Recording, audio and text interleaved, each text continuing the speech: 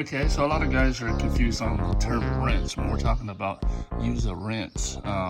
Maybe people are thinking, rinsing it with water. We're actually just talking about the chemistry when we're talking about using a rinse. So this is an all fiber rinse by ChemSpec. You got a ProChem all fiber rinse and other ones out there. So what you do if you're a truck mount guy, or if you are a portable truck mount guy, a portable with a rinse jug that you can actually meter it, all right, and this meters it.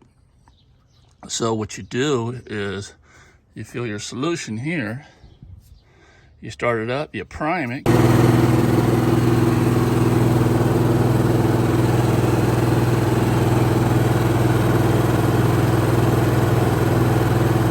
get all the bubbles out, turn on and you meter it in about 2 to 3 gallons per hour. So each one of those lines are a gallon.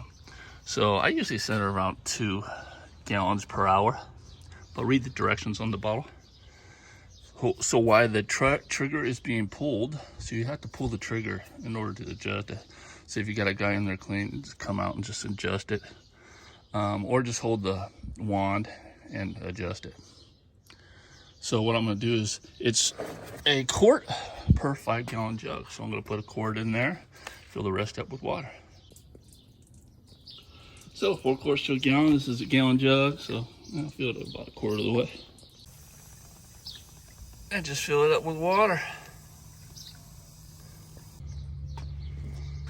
And put it right back in there.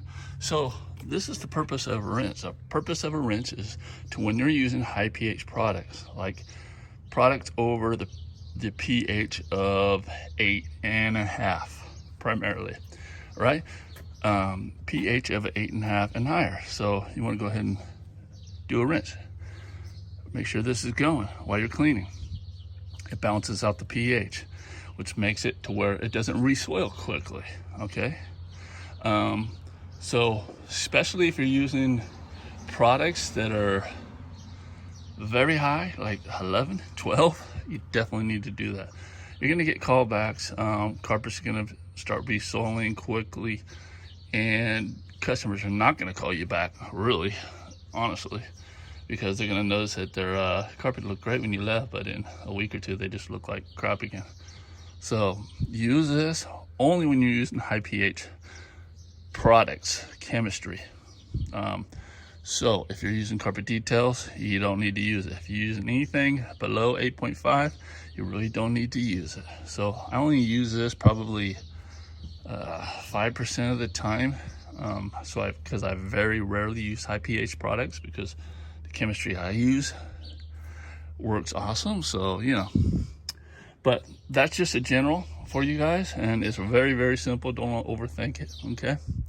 And don't waste it. Don't use it when you don't need to, because you're gonna be throwing away money. All right.